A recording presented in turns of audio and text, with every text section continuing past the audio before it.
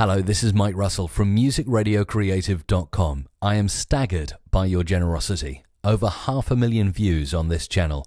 Please keep watching, and to celebrate on this tutorial, I'm going to show you the exact settings I apply to a voiceover once I've recorded it into Adobe Audition.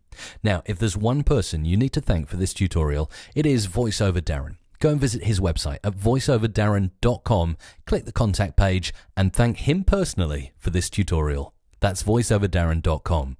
In the latest versions of Adobe Audition, CS 5.5 and 6, you are able to put your favorite processes onto a hotkey. So right here, I'll select this part of my voiceover, hit the V key, and my settings are applied immediately. You'll see them here in the history box. There really is no great science, it's just a straightforward process. EQ, normalize, compress, normalize. ENCN. I really need a better acronym, don't I? With these simple steps, you can turn a voiceover that sounds like this is a voiceover, to this, and this is a voiceover. Let me walk you through those steps now. First of all, EQ. I'm going to select the unprocessed voice here and go to my effects rack over here, where I will select filter and EQ and the parametric equalizer.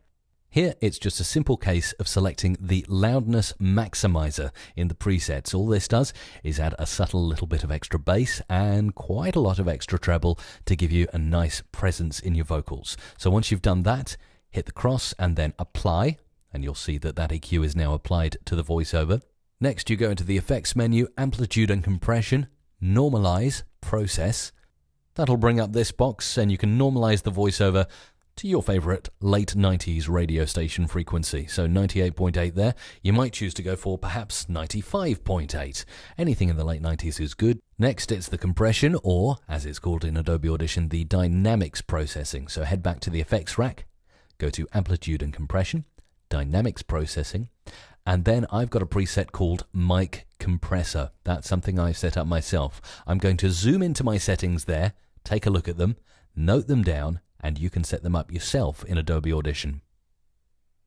Now I'll cross out of the dynamics processing effect, click apply to put it onto the voice, and you'll see that makes it nice and fat, but a little bit too loud. So then we go back to the effects, amplitude and compression in the menu, and the normalize process. Again, normalize to your favorite radio station frequency in the late 90s, and there it is, the compressed voiceover sounds like this. This is a voiceover. Now, how do you get all of those processes onto one hotkey so you're not doing 4 things each time you want to process a voiceover? Well, you simply head into the Favorites menu in Adobe Audition CS 5.5 or 6 and select Start Recording Favorite. When you do that, you'll get the opportunity to then go ahead and record all of those processes, kind of like a macro, or it used to be known as a script in previous versions of Adobe Audition. Once you've finished, you simply go into Favorites, Stop Recording Favorite, give it a title, and then to assign it to a hotkey, hit the Alt-K key on your keyboard to bring up keyboard shortcuts. Go to your favorites, find the favorite you recorded. For me here, it's voice filter, and then just assign a hotkey by hitting the key you want, and I usually use V because that reminds me of voice every time I'm processing my voice. And there you go, that's the easy way to process a voiceover once you've recorded it into Adobe Audition. In cooking terms, I like to refer to it as oiling the pan because you're preparing the voiceover for its purpose. Now, there is a secret sauce or the seasoning that you can put on top of the voiceover when you're creating radio imaging sweepers and IDs. And maybe I'll reveal that to you in a future tutorial. If you'd like to see that process, leave a comment on this video. Thanks for watching. This is Mike Russell from musicradiocreative.com.